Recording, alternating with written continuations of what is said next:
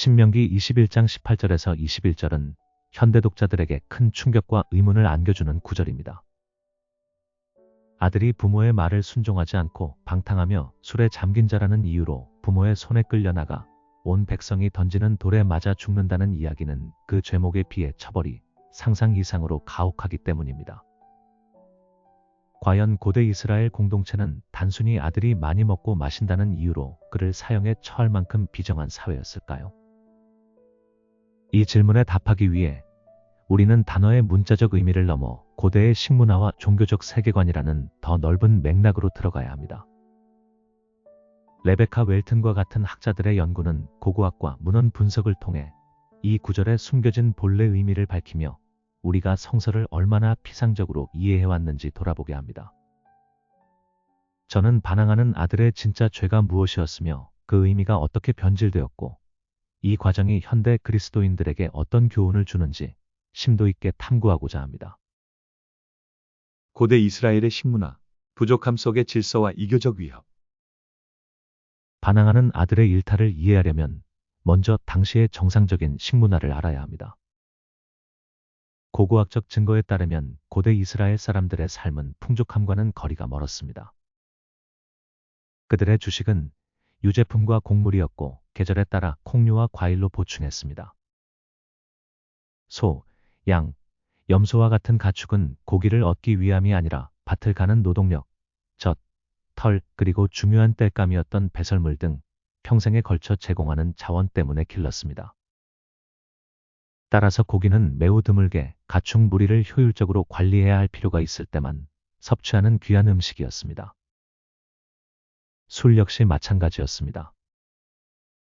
포도주는 많은 노동력과 토지, 시간이 필요했기에 부유층이나 특별한 축제 때나 마실 수 있었고 대다수 일반인은 곡물로 손쉽게 만들 수 있는 맥주를 주로 마셨습니다. 맥주는 안전한 수분 섭취원이자 중요한 영양 공급원이었습니다. 이처럼 부족함이 일상이었던 사회에서 배불리 먹는 것은 저주가 아닌 야훼의 축복으로 여겨졌습니다. 문제는 무엇을 얼마나 먹느냐가 아니라 어떻게, 누구와 먹느냐에 있었습니다. 음식 섭취는 신앙의 정체성을 드러내는 핵심 행위였습니다. 이스라엘 백성은 첫 수확물과 가축의 첫 새끼를 야훼께 바치는 제사를 통해 신과 관계를 맺고 공동체의 유대를 확인했습니다. 반대로 주변 민족들이 섬기는 다른 신들에게 바쳐진 제물을 먹는 것은 야훼 신앙을 정면으로 배신하는 행위이자 가장 심각한 죄악으로 간주되었습니다. 성서는 이스라엘 백성이 바알 부올의 제물을 먹다가 야훼의 진노로 죽임을 당하고 행운과 운명이라는 신에게 제사상을 차리는 행위를 야훼께서 준엄하게 경고하는 모습을 보여줍니다. 다른 신을 섬기는 우상 숭배는 공동체의 존립을 위협하는 악으로 규정되었고 그 처벌은 바로 돌로 쳐 죽이는 것, 즉 사형이었습니다. 예언자의 외침과 성서 이야기의 재해석. 이러한 음식과 신앙의 관계를 이해하면 성서의 다른 이야기들이 새롭게 보이기 시작합니다. 아모스나 예레미야 같은 예언자들이 부자들의 호화로운 연애를 맹렬히 비판한 것은 단순히 사회적 불의, 즉 가난한 이들을 외면한 채 사치와 향락에 빠진 것을 넘어섭니다. 그들의 연애는 가나안의 풍요의 신인 바알을 숭배하는 이교적 제2의 성격을 띠고 있었을 가능성이 큽니다. 즉, 예언자들의 비판은 사회 정의의 파괴와 종교적 배신이라는 이중의 죄악을 향한 것이었습니다. 다니엘이 바빌론 왕의 진미를 거부한 결단 역시 마찬가지입니다. 이는 단순히 유대의 음식 규례를 지키려는 개인의 경건함을 넘어선 행위입니다. 왕이 내린 음식은 바빌론의 신들에게 먼저 바쳐진 제물이었을 것입니다.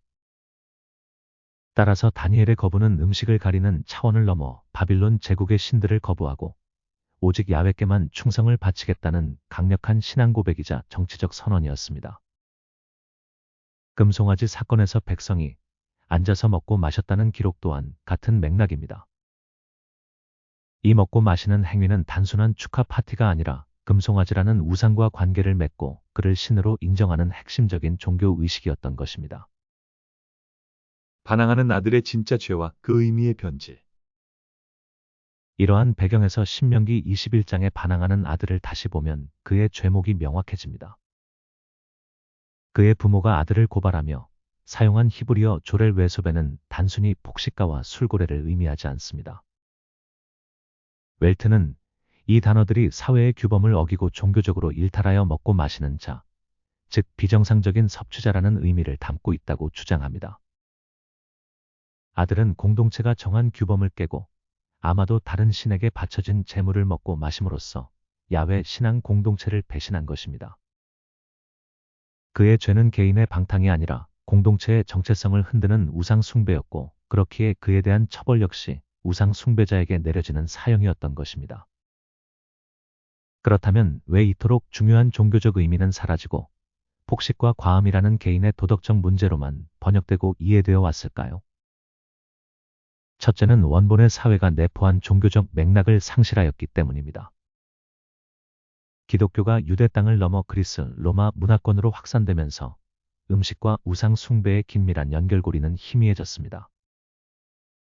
둘째, 중세시대를 거치며 7대 죄악처럼 개인의 도덕성을 강조하는 윤리적 프레임이 기독교 사상을 지배하게 되었습니다.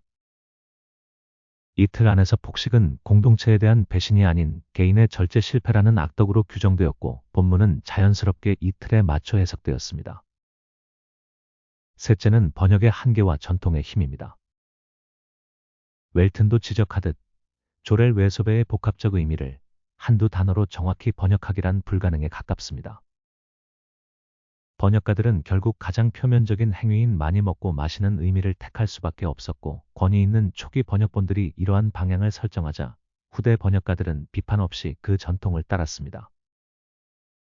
마지막으로 이러한 맥락을 복원할 수 있게 된 것은 동물뼈 분석이나 토기 연구 같은 현대 고고학의 발전 덕분입니다. 과거의 해석가들은 텍스트 외에 다른 자료가 없었기에 문자적 의미에 의존할 수밖에 없었습니다. 고대의 지혜, 현대 그리스도인을 위한 세 가지 교훈. 이처럼 반항하는 아들의 이야기를 그 본래 맥락에서 재해석하는 과정은 단순히 과거의 사실을 규명하는 데 그치지 않고 오늘을 살아가는 현대 그리스도인들에게 깊은 통찰과 세 가지 중요한 교훈을 던져줍니다. 첫째, 성서를 올바르게 이해하기 위한 맥락적 읽기의 중요성입니다. 만약 우리가 역사적, 문화적 배경을 무시한 채 텍스트를 문자적으로만 취한다면 반항하는 아들의 죄를 개인의 식탐 문제로 오해하는 것처럼 성서의 본래 메시지를 왜곡할 위험이 큽니다. 구약의 음식법을 그 제정 목적인 우상 숭배로부터의 분리라는 맥락을 제거한 채 문자 그대로 적용하려는 시도 역시 같은 오류에 빠질 수 있습니다. 이 이야기는 우리에게 성서의 모든 구절 뒤에는 그것이 기록된 특수한 시간과 공간, 문화가 있음을 기억하고 그 본래 의도를 파악하려는 겸손한 노력이 선행되어야 함을 가르쳐줍니다. 둘째, 죄의 본질을 관계의 파괴로 이해하는 시각입니다. 반항하는 아들의 진짜 죄가 개인의 도덕적 결함이 아니라 하나님 및 신앙 공동체와의 관계를 끊어내는 종교적 배신이었듯, 죄는 단순히 규칙을 어기는 법적인 개념을 넘어섭니다. 그것은 본질적으로 하나님과의 신뢰관계, 그리고 이웃과의 사랑의 관계를 파괴하는 행위입니다.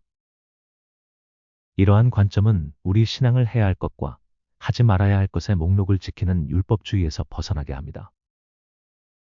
대신 나의 이 행동이 하나님과의 관계를 더 깊게 하는가, 아니면 멀어지게 하는가? 공동체와의 유대를 강화하는가, 아니면 약화시키는가를 묻는 관계 중심적인 성찰로 우리를 이끌어줍니다. 셋째, 우리의 일상적 행위가 곧 신앙 고백이라는 깨달음입니다. 고대 이스라엘 사람들에게 먹는 행위는 누구를 자신의 신으로 섬기는지를 보여주는 중대한 신앙 고백이었습니다. 마찬가지로 21세기를 살아가는 우리에게도 신앙은 교회 안에서만 일어나는 특별 활동이 아닙니다. 우리가 시간을 어떻게 사용하는지, 돈을 어디에 쓰는지, 어떤 미디어를 소비하고 무엇을 욕망하는지 등 지극히 일상적이고 사소해 보이는 선택들이 우리가 궁극적으로 무엇을 섬기고 누구에게 충성하는지를 드러내는 현대판 제의가 될 수 있습니다. 이 이야기는 우리의 삶 전체가 하나님을 향한 예배가 될 수도, 혹은 세상의 다른 우상을 향한 숭배가 될 수도 있음을 보여주는 강력한 거울입니다. 결론. 돌에 맞은 아들이 오늘 우리에게 던지는 질문. 결론적으로 돌에 맞아 죽은 아들의 이야기는 잔혹한 고대법의 시행이 아닙니다. 그것은 문자적 해석의 안개를 걷어낼 때 비로소 드러나는 신앙의 본질에 대한 깊은 통찰을 담고 있는 텍스트입니다. 그의 진짜 죄는 방탕과 폭식이 아닌 공동체를 등지고 다른 신을 섬긴 관계적 배신이었습니다. 이 이야기의 재해석 과정은 우리에게 성서를 맥락적으로 읽는 지혜를, 죄의 본질을 관계의 파괴로 보는 깊이를, 그리고 우리의 일상이 곧 신앙 고백이라는 성찰을 선물합니다. 결국 돌에 맞은 아들의 이야기는 우리에게 과거의 율법 조항을 문자적으로 지키라고 요구하는 것이 아니라 우리의 삶 전체를 통해 누구를 신으로 섬기고 있는지 끊임없이 질문하라고 도전합니다. 그 질문에 정직하게 응답하는 것이야말로 21세기를 살아가는 우리가 고대의 지혜를 가장 책임감 있게 계승하는 길이 될 것입니다. 복음 전파를 위하여 힘쓰는 로고스 커뮤니티를 구독해 주시고 후원해 주시면 감사하겠습니다. 감사합니다.